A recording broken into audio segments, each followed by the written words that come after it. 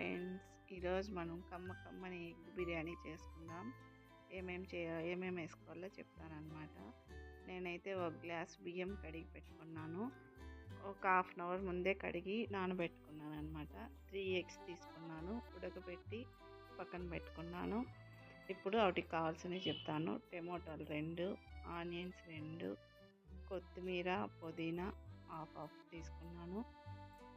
మిరప్పొడి, ధనియాల పొడి, చెక్క, లవంగాలు, యాలకులు, అనాస పువ్వు,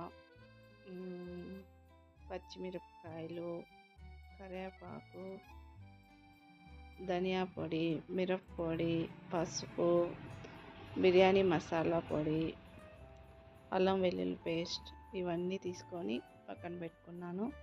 చూడండి, ఇవన్నీ రెడీ చేసి పెట్టుకోవాలన్నమాట. మనకి ఈజీ అయిపోతుంది. అప్పుడు స్టవ్ మీద పెనం పెట్టి దాంట్లో కొంచెం నెయ్యి వేసాను. నేను 1 స్పూన్ నెయ్యి వేసాను. కొంచెం ఆయిల్ వేసుకొని ఇంకా ఆనియన్స్ వేసుకుంటాను. ఇప్పుడు చెక్క, లవంగాలు ఇవన్నీ వేసుకోవాలి. ఇవి పచ్చిమిర్చి వేసుకున్నాను. ఇవి కొంచెం అలా వేగిన తర్వాత కరివేపాకు వేసుకున్నాను. ఆ తర్వాత ఆనియన్స్ ఒక సాల్ట్ వేసుకున్నాను అనమాట. అది బాగా తొందరగా వేగాలంటే సాల్ట్ వేసుకోవాలి కాబట్టి వేసుకున్నాను. చూడండి, రెడ్డిష్గా అయిపోయింది. ఇప్పుడు అల్లం వెల్లుల్లి పేస్ట్ వేసుకున్నాను. ఇది కొంచెం వేగిన తర్వాత కరివేపాకు, కొత్తిమీర, పుదీనా వేసుకున్నాను. ఇవి కూడా కొంచెం బాగా మెత్తగా వేగిపోవాలి. ఆ తర్వాత టమాటా వేసుకోవాలి.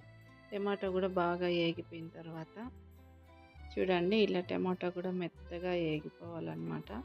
ఇదంతా బాగా ఇలా వేగిపోయిన తర్వాత పసుపు, మిరప్పొడి, ధనియా పొడి ఇంకా అవన్నీ బాగా రెడ్డిష్గా వేగిన తర్వాత ఆల్రెడీ ఎగ్స్ మనము పక్కన పెట్టుకుంటాం కదా, అవి కొంచెం అలా ఒక 3 గీతలు పెట్టుకొని దాన్ని కూడా బాగా మసాలాలో వేసేసాను. అవి బాగా ఉడికిన తర్వాత నేను 1 గ్లాస్ బియ్యానికి 2.5 గ్లాసులు నీళ్ళు తీసుకున్నాను అనమాట. ఇవి కూడా బాగా ఉడకనిచ్చిన తర్వాత ఆల్రెడీ మనం బియ్యం నానబెట్టి పెట్టుకున్నాం కదా, అవి కూడా వేసేసి కొంతసేపు అలా కలిపెట్టేసి ఊరికే అలా కలిపేసి ఇంకా మూత పెట్టేశాను.